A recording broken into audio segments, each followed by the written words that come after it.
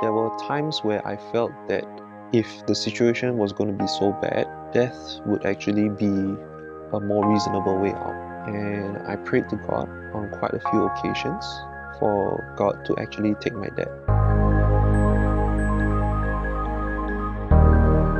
I didn't have a very good relationship with my dad, whom I used to describe as the Antichrist.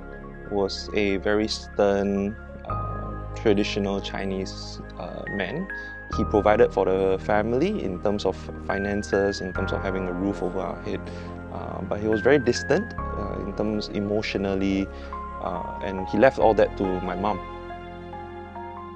I guess the crux came when I decided to get baptized. And he just lost it, I guess, in a sense. He was very furious. And he actually threatened my mom, saying that if our son gets baptized, I will divorce you, I will disown him, and I will kick both of you out of the house. I guess one of the main times where I could see my dad's stance towards Christianity change was when he got cancer in 2010. And that was the point where I guess he started to deal with his mortality. Thankfully, he actually went through an operation and chemotherapy, and it actually put the cancer into remission. But after that, as he was recovering, he started to think about the concept of God and whether it was something worth looking into. My niece actually bought a Bible with her own pocket money for him, and he would take it and he would read it and he would flip through it, but he never really understood it. I was quite shocked. It was, to me, it felt like a complete change from him. For someone who stayed away and cautioned me and my mom to stay away from religion, to someone willing to open the Bible on his own, to me it just felt like it was a miracle from God.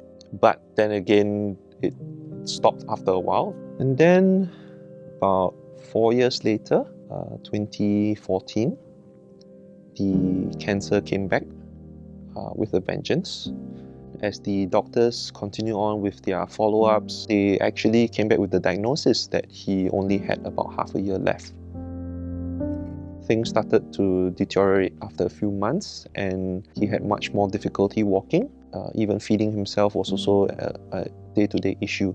So my mom had to spend a lot of time. In fact, she was at the hospital pretty much almost every day. There were many times where she would spend the night there. I would actually take certain night shifts. So after work, I would go down to the hospital and take care of my dad for the night, and my mom could go back and rest, and she would come back in the next morning. Then that's where I could go back home, get a change of clothes, shower, and then get back to work again. And I continued to pray to God and ask Him. But soon that hope just started to turn towards anger. See my dad slowly waste away, in that sense, to slowly deteriorate day after day. And I had to get myself into that mindset where I had to be ready for this, that this might happen for years to come, and I will be in this position for years to come. I did not have any more time at that moment to be involved in ministry, or I did not even have the capacity to want to care for others at that point. It just felt like everything I had would be devoted to my family. And it was really tough to see many of my peers moving on in life, starting their own families, some got married, and all this just compounded, and I just felt more and more anger towards God. It felt like I was stuck. I was going to be this way for years to come. I did not resent my family for that, but I started to resent God. I started to question Him and ask Him.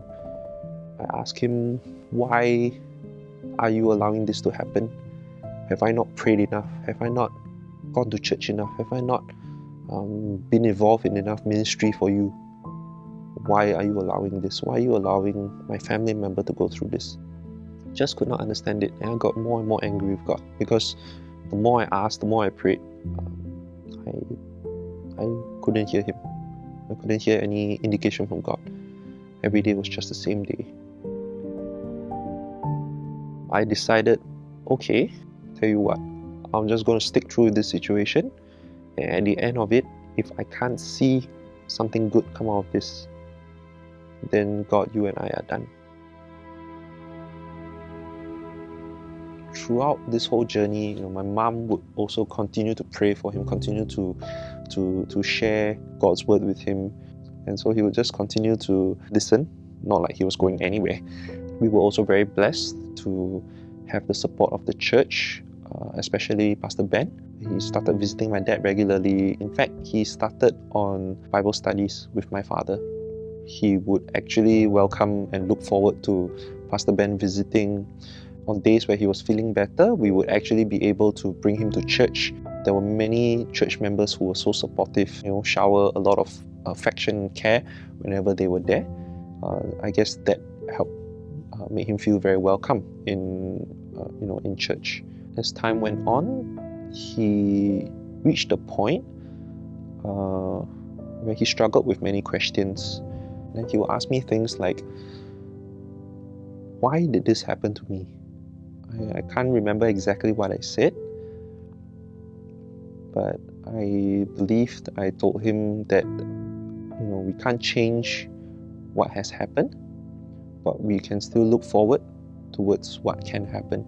I continue to show him and continue to remind him of all the good things that were happening around him, the people who welcomed him at church, people who came to visit, and all the blessings that we had received.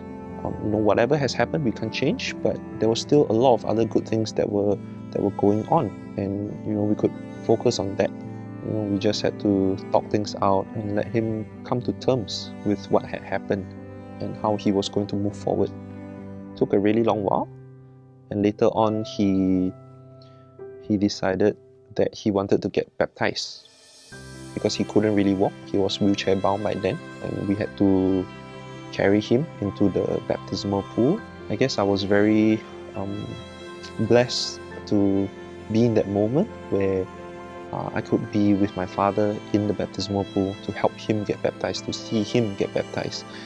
It was a complete change, a complete shift from the person I knew my entire life, one whom I felt was like the Antichrist, and now he's baptized, he's with Christ.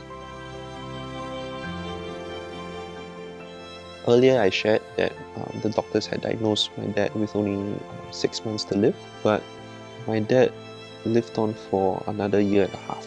There were times where I felt that if the situation was going to be so bad, death would actually be a more reasonable way out.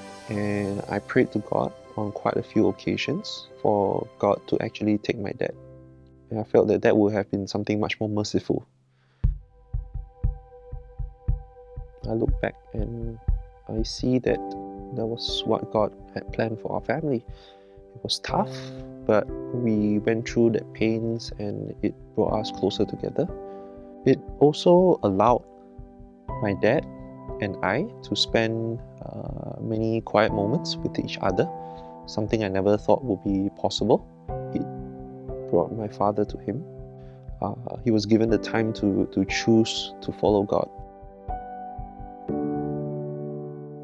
It gave me the promise of the fact that there is a very real God, that lives can be changed.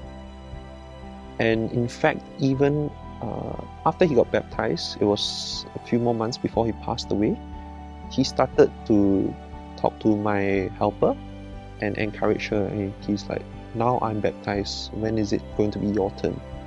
When are you going to do it?